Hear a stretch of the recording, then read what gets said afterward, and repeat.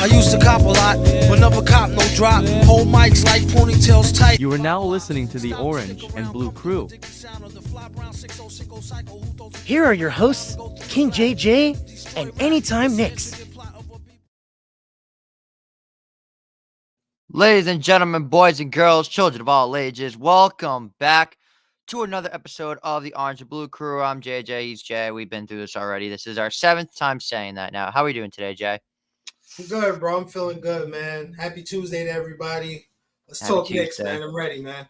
Now, you might be wondering why we're uploading in the morning this time. Well, it just so happens that this guy is on break. So that is why we are doing a daytime episode today. First time we've done a daytime episode on this show, but it don't matter. We're still going to get into it with the Knicks. And let's just jump right into it. Do you remember a guy by the name of Nick Claxton? Yeah, he's an NBA player. He plays for the New Jersey Nets. New Jersey Nets. That is correct. We don't do it in Brooklyn. We don't call them the Brooklyn Nets in Brooklyn, man. That is correct. And let's just get into this right now. Do you remember when he said, since he came into the league, he has never lost to the New York Knicks? Oh, yeah. That was one of the Michael Jordan of Rome takes if I ever seen one. They've now lost 5 straight. The Knicks once again defend the city against those bums from Brooklyn, although they are the New Jersey Nets to everybody else. What did you think about this game? I mean, total annihilation, like... It was not total annihilation. That was the Pistons game. Hold up. It was a little competitive, but ultimately, the Knicks fastened up. They stopped playing, and they put a whooping on them boys. You feel me? Like, they did what they were supposed to do. They went out and got a win. Respect to the Nets for, playing tough. They looked like they wanted to win that game. They did. They looked like they wanted that game. But, our Knicks prevailed, man. Orange and blue skies, baby. That's what we do, man. We pull out wins against lowly teams. Orange and blue skies. That is the perfect way to put it. And I'm going to be honest with you. I did not watch a single second of this game. I completely forgot it was on. I hate daytime games for basketball. I much rather have them at night when I know that's going to happen. And I'm not like, oh, shoot, I'm waking up at 11:30 in the morning. My Knicks playing an hour, but I keep forgetting that. And then all of a sudden I just go on to do some other stuff. It definitely upsets me when they have daytime games. In my personal opinion, I might be a little bit crazy, but that's just the bottom line in my opinion. Matinees don't bother me as much. The first game that I went to was a matinee game. It was on a Saturday. It was Denver at Knicks, and the building was fucking electric. It was rocking. The Knicks got a fantastic win that day. It was Jalen Brunson's return game from his ankle sprain. Yeah, I got so many good memories from that game. So from my experience, the matinee games are just as fucking electric, just as dope as a 7 p.m. game at the Garden. So it is what it is, man. It was a good game, man. It was a good game. And, early games are fun too, but it's, some things are not for everybody. So it is what it is. Can't disagree with that. I mean, it's not easy going to all these, early games and all that stuff like that. But with all that being said, I was very disappointed that my streak of watching a Knicks game ended at 69 games. I got to watch the Pistons game yesterday, which we'll get into in a minute. But the fact that these guys really tried to say that the Brooklyn Nets were the better New York team, get out of here with that. They had KD, Kyrie, Ben Simmons, James Harden, all these superstars, and you know what they did? Absolutely nothing. Absolutely nothing. I said my microphone. Yeah. Yo, nothing. Seriously? Yo, listen, man. If KD would have never got injured, we all know KD and Kyrie would have been Knicks. It is what it is. They chose the Nets because Kyrie was in the driver's seat. KD was injured. The Nets signed him to a big-ass contract. He didn't play for the whole first season. So it is what it is. We don't got to go back to the timeline. But the Nets were good but they were never great. Correct. They had great players. They didn't do great things. They didn't make a fucking Eastern Conference Finals, right? They didn't do that. Correct. Exactly. So there you go. So that was just a failed experiment. And now we're in the Mikal era, and we see how that's going. So like the Nets, they kind of got to get right, man. The off season is not too far away for them. We'll be going into the postseason. Playing meaningful basketball well into the summer, hopefully, man. But the Nets, they got a long ways to go, man. I think that some of these fans are delusional. They're a bit asinine when they say, oh, the Nets are as good as the Knicks or better. That's fucking poppycock. That's bullshit. It's absolutely laughable. It's a joke. It's comedy. Like, stop playing, man. Like, the Knicks are New York's team. Like, when it comes to basketball, just stop it. Just stop it, Nets fans. Just stop it. Are the Blue Skies? I agree. I agree 100%. And the way that I look back at this game, I watched the highlights of it, is how did we let Mikal Bridges hit a full court shot? I mean, it was a heave. It was an end of the quarter, end of the half heave. Like, I wasn't really jacking it. Like, he made the shot. It was cool. The crowd went wild a little bit, kind of stunned the Garden crowd. Whatever, man. We fucking won. We got the W. That's what matters. We won. If we would have lost off of that, oh my God. Jesus Christ. They hit another buzzer beater. Kim T, he hit a buzzer beater at the end of the third or something like that. It was a competitive game. It was. It was a competitive game until it wasn't. Brooklyn's chippy. The Nets are a very chippy team from what I remember. Yeah, but they fought. Without further ado, I would say we're going into a Knicks and Pistons recap. We are, kind of, except we're going to zone in on one guy and one guy only. The pride of the motherland, Donte DiVincenzo. 11 3-pointers last night. Give us your take on this game. Yo, shout out to my guy, Red Curry, my guy, Big Paisa, Big Ragu. I call him Flame On because, you feel me, he done broke that 3-point record. He's on fire from 3. So, like Johnny Storm shit, shout out to the Marvel fans. But, yo, Donte, he's been a godsend signing. I'm going to let you guys know, like, on the timeline, I'm talking about Twitter, I wasn't shitting on the Donte signing, but I did have some questions because I felt like it was a redundant signing, but I understood it because he was like a veteran shooter, you know what I'm saying? And he was very energetic. I did my research on Donte, and Steve Kerr basically said it. The more minutes you give this guy, the better he will be, But I couldn't have foreseen this. This is probably his best season as an NBA player. Am I wrong? Would you say that? I feel like he's having his best shooting career. No, you're definitely right. Oh, yeah, absolutely. In his career. Absolutely. So, shout out to Donte DiVincenzo. Shout out to the Knicks front office for basically, he was our signing. He was our key acquisition over the summer, and it's looking like a good signing. Like, he's breaking 3-point records. He's usurped a couple guys to be a starter. Like, you know what I'm saying? He really earned his keep here, man. I love Donte, man. I'm not going to lie to you. I don't think the Knicks would be as good as we are without him. You feel me? Because he's just another guy that could just space the floor out and make things way easier for Jalen Brunson, Julius Randle when we get him back, man. So definitely big shout out to my guy, Donte DiVincenzo, man. Yo, man, appreciate you, brother. That was a great performance. I enjoyed seeing you break the record. And poo-poo to the NBA for taking away one of your threes. That was ass, man. You gotta love it, man. You really do. This guy is something else, and I'm honored to call him a New York Knick. I'm not sure how you don't love this guy as a Knicks fan. I mean, he's our Italian boy, and I always say every good team needs an Italian. Look at that. You got yourself an Italian, and he's going crazy. I feel you on that, man. I'm just glad that it worked out because, just as very well as it did work out, it could have went the other way. Shout out to Quentin Grimes and Emmanuel quickly, but I definitely felt like the Donte signing was the writing on the wall for those guys. And here we are. Both of those guys are traded, to Toronto and Detroit respectively. So it is what it is, man. I love Donte.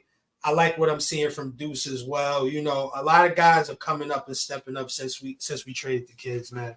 So it's good to see that it's working out. Yes, sir. I agree with that. And the next thing I do want to talk about is obviously we mentioned his 40-point game, but we're going to do things a little bit out of order today because we do got an open panel coming up in a little bit. We're still waiting for people to hop in on the chats. They're going to be here pretty soon. But let's just get into it. Know your foe, Knicks Raptors edition. Let's get into the preview for this game.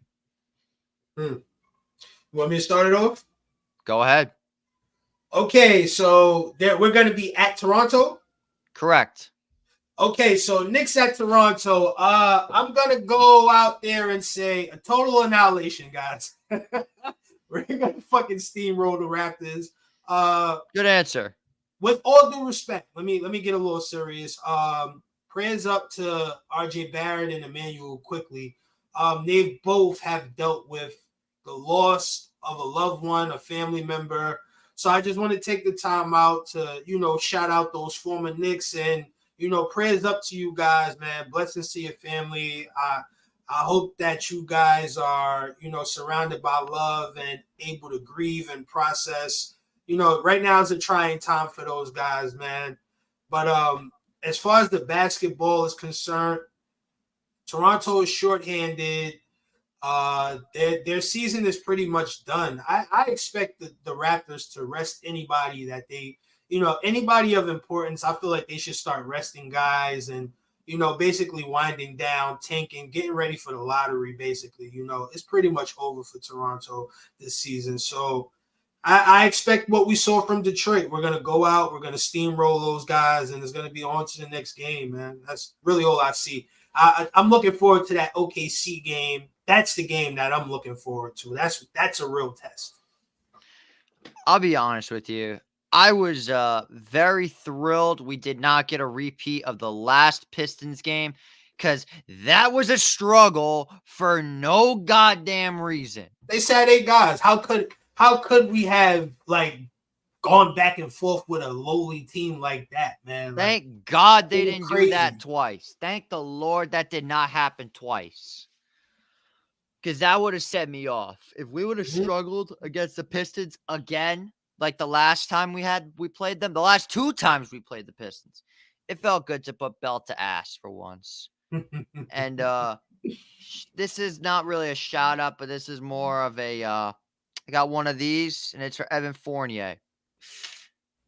This man he cannot afford to let Donte break that record because that record is all he has as a New York Knick. That's it. Shout out to the timeline because a lot of people pointed it out. It wasn't just me, man, but I definitely led the way. Evan Fournier, generational hater. When I tell you he was face guarding, that was the best defense fucking Knicks Twitter has ever seen Evan Fournier play. Ever. Oh my God. Down. Man, I've seen a couple people say, if he played defense like this, maybe he could have still been a Knick. Evan Fournier, you're a hater, bro. Stop hating on my guy, Big Paiza, Red Curry, Big Ragu. You know what I'm saying? Just let him cook up, man. And shout out to Evil Donte. We saw him give him a little whisper yo, bro, I'm going to let you get that over. Yeah, break the record. He was down for it, man. So shout out to him for being a good sport. Evan Fournier, man. What a terrible tenure as a Knick. Glad he's gone. Glad he's off the record books. Shout out to Big Paiza, man. Yeah, but now getting into my take on this Knicks and Raptors game. I mean, what more is there to say? I already said it. I'm going to say it again. Belt to ass. That's what it's going to be.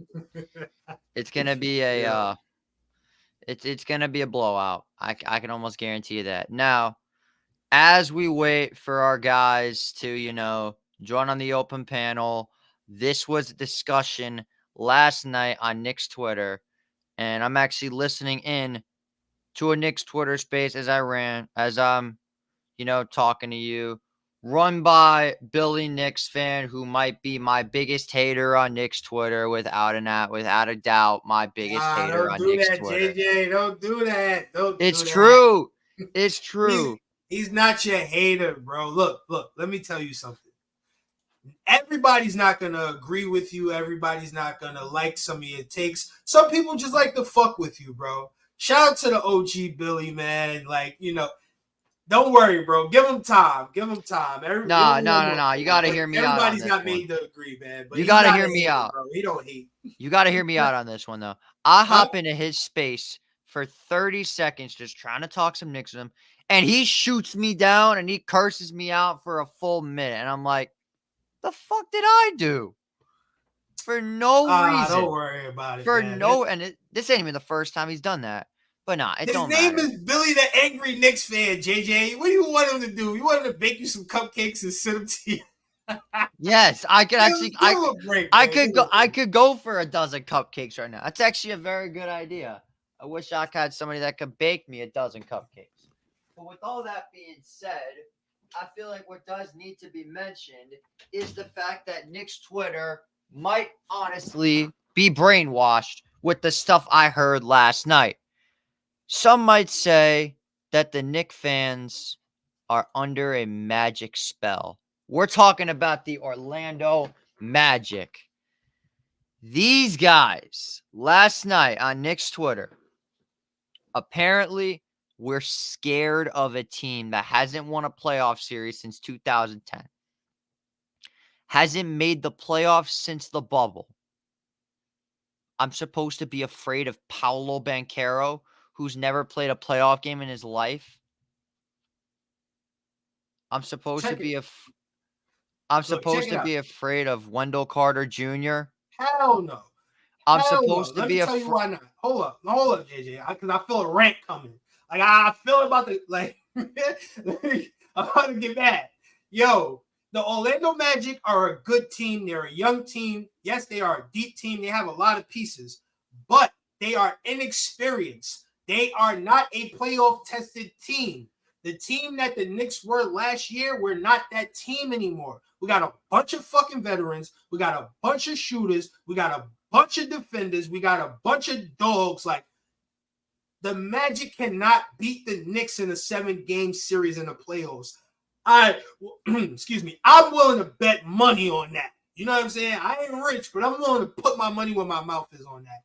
Anybody that think the Magic could beat the Knicks in the 7-game series, DM me. Anytime, Knicks, let's put a wager up. Put your money where your mouth is. Let's see if you really mean it. Because there's no way you believe that. I know they have Paolo Banchero. I know they got a young Franz Wagner. He looks good. Yeah, they got a ton of wings and all of that, man. But at the end of the day, they do not know what it takes to win. They don't have a coach that knows how to win. You feel me? I expect the Knicks to pick them apart as I should. If you just watch basketball, and it's not even Nick bias, this is just from a basketball perspective. Jalen Brunson is a fucking superstar. Julius Randle at health. Paolo Banchero is very good, but he's not ready for Julius Randle. I'm sorry. He's not ready for a healthy Julius Randle. It is what it is, man. The Orlando Magic will be a good team. Give them about 2-3 years. They'll be great. But right now, they're just not ready. Knicks in 6, man. And that's being generous. I agree with that 100%. Now, you wanted to mention that, and obviously we're going to be cutting it short today. Just a heads up for those that are listening in the chat, my boy Jay is going to be going off to work soon. I will be running the open panel space here and probably at 12 o'clock or something like that. Well, it depends if Nick's Twitter is available or not, if they're not just screaming at each other for 30 minutes on a Twitter space rather than, spreading the good vibes of the Knicks. Doesn't matter. Point I'm trying to make is I don't understand why Knicks fans think that this Magic team is legit. The playoffs are a different animal. And that's just the bottom line. Because you're going into the end. This is not, and I said this earlier today when I was talking to a few of my Knicks buddies. who are also scared of the Magic, by the way, you're really getting worried about a team that hasn't won a playoff series since 2010, a team with no playoff experience to begin with, a team that will be on the road if the series goes 7 games, all 7 games, because the Magic are not going to have a home court playoff game if the Knicks fans are there. They play the Knicks, you're not getting a home playoff game for the entire series. That's just the truth. I don't like to be the guy that likes to say, oh, my fans take over your fan stadium. I'm not that type of guy. I don't roll like that. But you're also relying on a guy that has never stepped foot in the playoffs since he's become a player for the Magic. Right. And I'm supposed to be worried. And the only person I'm worried about is Franz Wagner, because let's be honest, us white boys, we're cold sometimes. We can be some pretty good shooters. Trust me, you should have seen me when I played rec basketball. I was actually kind of good. I have a Donte DiVincenzo jump shot, and I do this every time I hit a 3. That's the way I roll. But enough about my BS. We're talking about the Orlando Magic here, who, in my opinion, are the biggest frauds in the NBA. And the reason I say that is you look at their roster. And State, shout out our boy State. He's a GOAT. He's a 1-seeded Knicks Madness, by the way, which will be coming out very soon. The 64-seeded Knicks tournament of the 64 best Twitter creators on Knicks Twitter. You and I are both in the tournament. I'm pretty sure you're a 7 seed and I'm a 10 seed. So don't be shocked if anytime Knicks goes on a Cinderella run. Bottom line is, back to the Magic, he was telling me I should be worried about Jonathan Isaac. Are you fucking kidding me? Who are you talking about right now? Apparently, I'm supposed to be worried about Jonathan Isaac. Why? That's what State said last night. That's what Eddie Shout out said to my brother last State, night. man. Shout out to my brother State, man. Jonathan Isaac, he's a good two-way player. You know, he can knock down the 3. He can defend in the paint. He can guard on the perimeter. But the problem is he hasn't put it all together. Like, this is the first little sequence of him actually looking decent, you know, in a long, long while. Because he actually hasn't been able to stay on the floor because he's been hampered with injuries. So I'm supposed to expect this guy to just come into the playoffs and fucking be like Dennis Rodman or somebody with a jump shot. Like, I don't know. State's my guy. He's entitled to have his opinion, but I'm just going to have to agree to disagree, man. I am not worried about Jonathan Isaacs. Like, what, they're going to put Brunson? They're going to put him on Brunson? Okay, how many times we seen Brunson fucking demolish a bigger defender? Like, it is what it is. Either he's going to be successful against the game plan or not. And I think he's been adjusting. And the more we get healthy, the more we get guys back, you go ahead and double Jalen Brunson if you want. Donte could try 30. You go ahead and double Jalen Brunson if you want. OG could go for 20, 30. You go ahead and double Jalen Brunson if you want, or you think you're going to lock him up. The defense will collapse. Jalen Brunson is that good. He got the footwork. He has the skill. He has everything he needs to be able to fucking get around a Jonathan Isaac, who is an exceptional defender. But listen, I believe in my guy, man. I believe in Jalen Brunson. He knows that they're going to put bigger players on him, and I feel like he's been learning and adjusting, and as the playoffs come along, it's either going to work or it isn't. You feel me? No series is the same. No game is the same. So it's going to be situational. He may struggle against being guarded against bigger wings at times, but then there may be times where he absolutely dominates. We got to get there first, guys. The playoffs are not here yet. So I'm going to temper myself and say, let's wait and see. But I'm really not worried about the fucking Orlando Magic and Jonathan Isaacs. That's fucking asinine. I agree. And I think that people are just overthinking it because they say that the Magic play our game, and they say that if – and I'm going to throw out another – Hold up, JJ. Because I feel like I'm going to have to fact check people. The Magic don't shoot as much threes as the Knicks. Correct. They play old school basketball. They're not a great shooting team. If the Knicks can contain Paolo Banchero and keep Franz Wagner and the others from going crazy or hitting more threes than usual, we can beat them in a 7-game series. The Knicks can shoot. We shoot pretty well at that. You feel me? We get good shots. We just got to knock them down. You feel me? I believe offensively and defensively, the Knicks have more. Just from 1 to 9, I really believe that the Knicks are the better team. Here's another thing that we got to mention, and I'm going to throw out a bold take right now. I'm so confident that the Knicks will beat the Magic in 5 games. You could throw out this Knicks team without Julius Randle and OG Anunoby, and we're still going to beat the Orlando Magic in a 7-game series. That's a little tough. A little tough. I don't care. They have no experience in the playoffs. None. 0. Listen, the talent has to be at a certain premium. You need a point of attack defender at OG. You need a Mitchell Robinson. You need your papers. Randall draws so much gravity. Like the minute Randall steps on the floor, if you hot that night and Randall is looking to feed out the post, you're gonna have a great game. Like, let's be real here, man. Before Julius Randle's injury, that was the best fucking basketball we seen him play. He was trusting the pass. He was making all of the right plays. He was looking for guys. He was helping guys get shots off. You feel me? Being a facilitator, man. The Orlando Magic can't compete with a fully healthy Knicks team, man. I'm sorry, man. I just can't see it. Like, I don't even understand why this shit is a debate. Not you, JJ. I'm just saying, like, across the timeline, I guess people get bored, and State is such a polarizing guy. You know, sometimes when he speaks, he kind of shakes the timeline a little bit. But sometimes, as us being human beings, individuals, like, we got to realize, like, let me chill on that. Let me not entertain some shit. You know, like, some people just get caught up in fucking wanting to fact check people and wanting to argue and all of that. I don't really have to do that. State's my guy, so he can have an opinion. I'll agree, disagree, and move on from it. You know what I'm saying? But for the whole timeline to be up in the uproar, this shit is ridiculous, man. It's the fucking Magic. These guys are not world beaters. I'm sorry, they're not.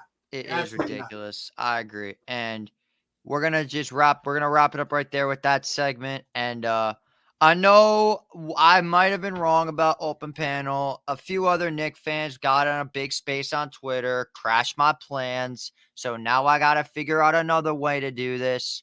But I don't give up on shit, so I'm going to figure out a way to do this. We might do back, you know. Might do one later today. I mean, we'll see. All I know is I'm going to the barber shop very soon. I'm going to get cleaned up, so that's going to be nice. And with all that being said, that's going to do it for our episode. We're cutting a little bit short today. I know the open panel was a wash, but like I said, Jay's got to go to work, but I might stay on. I might do one in about a half hour or something like that. We'll figure it out as we go. But Jay, thanks for coming on as always. Man. Spin that block, man. Shout out to everybody, man. You're going to be able to catch me tomorrow morning, 10 a.m., Anytime Knicks show. I will be there. I will definitely be there, and no, I'm not going to be in a gym this time. I'll be in the comfort of my home. So I'll be there for a hot minute. I'll be there for a while. Yes, sir. Your favorite co-host is going to be hopping on with you. It's going to be a fun time tomorrow. Love the self-promo. We still live, by the way. Just letting you know that right now. Okay, yeah, man. I'm just waiting for you to end it out, brother. If you have any closing thoughts, I pretty much feel like the Knicks are going to be okay, guys. I really don't fear nobody in the East. I don't either. Except Boston. And that's because they're fucking so far ahead in terms of wins at home and on the road. You feel me? They literally have the best record. So that's the only reason why it's like, okay, we need to be at full strength for them. I don't even fear them. I just want us to be at full strength to go against Boston. You feel me? I agree. And if we're gonna go down to Boston, I want to go down with all my guys. I want to go down with 12 men deep. Exactly. I don't want to leave no fucking ifs, ands, or buts. I don't want to leave nobody to give any room to say, oh, we wasn't at full strength. I want us to have everybody so we could go to war, man, because it's going to be a dogfight. Yo, Jaylen Brown and Jason Tatum, sometimes they fold, guys. We've seen these guys collapse deep in playoff pressure moments. It has happened. You feel me? Now, I'm not saying that it's going to be the Knicks and the Celtics in the second round or what. I don't know. You feel me? But the Celtics have shown that they choke, you feel me, when it matters most. They have a Hall of Fame choke coach in Doc Rivers. So, yeah. Like, wait. Did you just say Doc Rivers? Is the Bucks. My fault. Yeah, okay. So I don't expect much from the Celtics unless if they don't win it all, then Joe Mazzulla, that's the Celtics coach. I don't know how that you got guy, this. right? This ain't 2000. This ain't 2008 anymore, Jay. This ain't 2008. But except for Rainfart, it's 2008, okay. anything is possible, and we're gonna be saying that in the parade in June. Ladies and gentlemen, that's gonna wrap it up for today's episode. Thank y'all so much for watching. If you really want an open panel that badly, just hit me up on Twitter at about 12 o'clock. And when I'm back from the barber shop, I will do an open panel. But other than that, that's going to be it. Thank y'all so much for watching. And let's go Knicks. Have a good day, everybody.